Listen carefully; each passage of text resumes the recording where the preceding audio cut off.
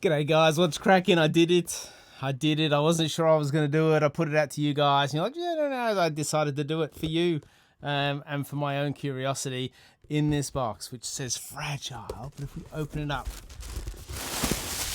get all this stuff out of the way.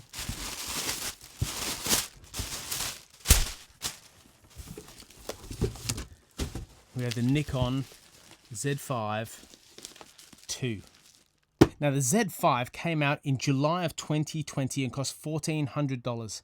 Then 4 3/4 years later, in April 2025, they snuck the Z5 II out at $1,700. And it's always surprised me how the Z5 range is just an incredible range, especially for people wanting to get into full frame photography or wanting to do it sort of not professionally or even professionally have a backup body.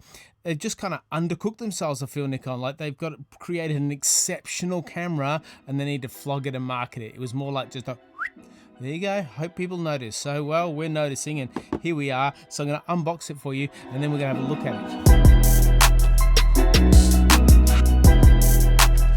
Here we have the body. Charging cable that's also transfer cable, USB-C to USB-C.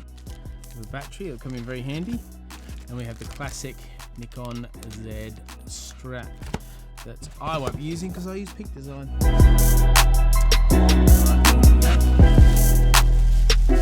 you always get these multiple layers just to build the anticipation, and here it is.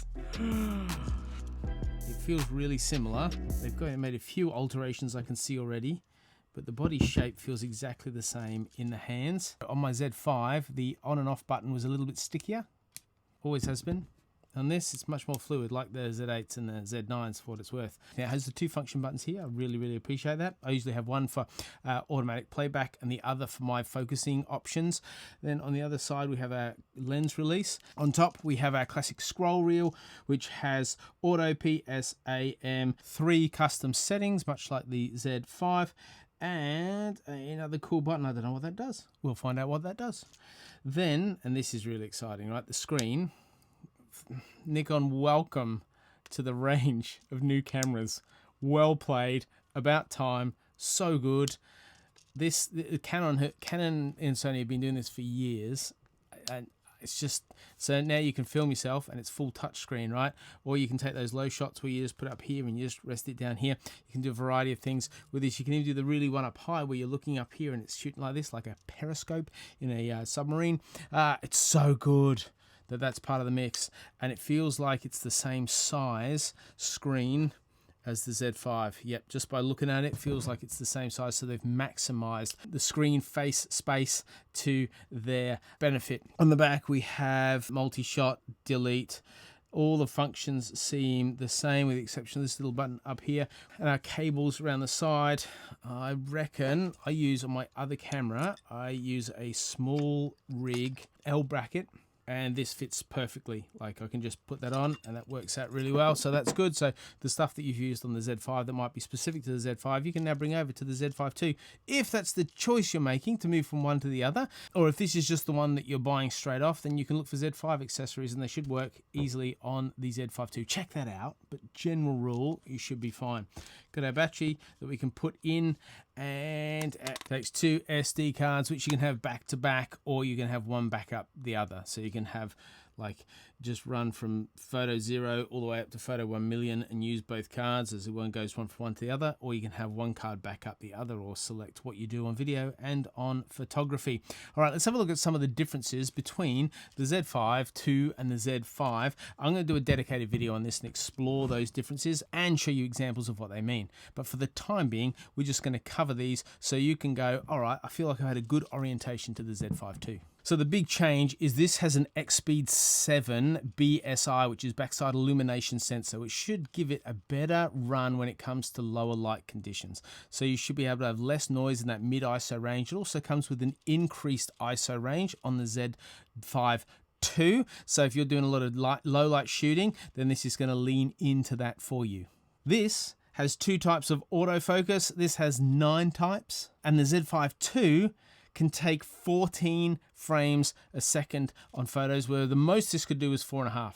So it's perhaps one of the big limitations of the Z5, and this is just blows it out of the water at 14. So we're talking now wildlife quite adequately, we're talking sports photography quite adequately, and when you look at the difference that $300 makes, so release $300 difference, what do I get for that $300? Like the XB7 processor along with a BSI sensor combined with the 14 frames a second, it's like, oh, now we're cooking. Let's talk video specs. So video specs, they can both shoot 4K.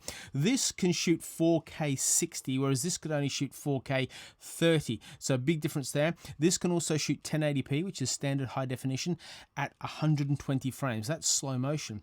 The Z5 could only do that up to 60 frames a second. So you had limited video capabilities on this that they've just stretched out in kind of a ridiculous way. And why I say ridiculous way, I'm like, well, there can't be a Z5 III, hey? Because how do you improve on the Z5 II without bumping into a Z6?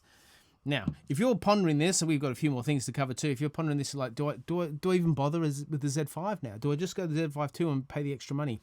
Well, this is still an excellent camera, and you can probably pick them up even cheaper now. So have a look at the specs and the needs that you have for your camera, and you might actually buy a Z5 for a lot cheaper now because the Z5 II's on the market, and get a really good deal and exactly what you're looking for, depending on what that is. Like if you're just a landscape shooter, like hello boys. If you're doing some more creative, fast, high-speed stuff with some extra video challenges, maybe the Z5 II is the way to go.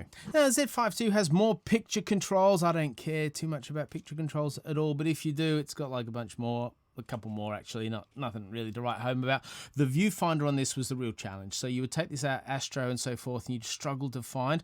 It'd be very pixelated and noisy and hard to see.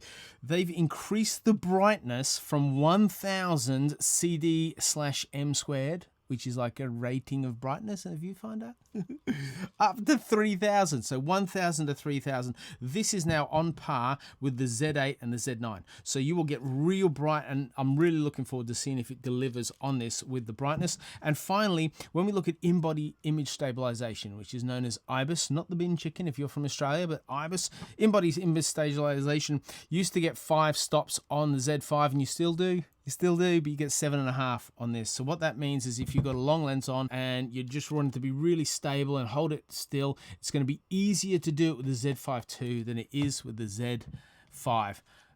What do you think of the Z5 II, guys? Which would you choose in a pinch? Would you go the extra money for this as opposed to this?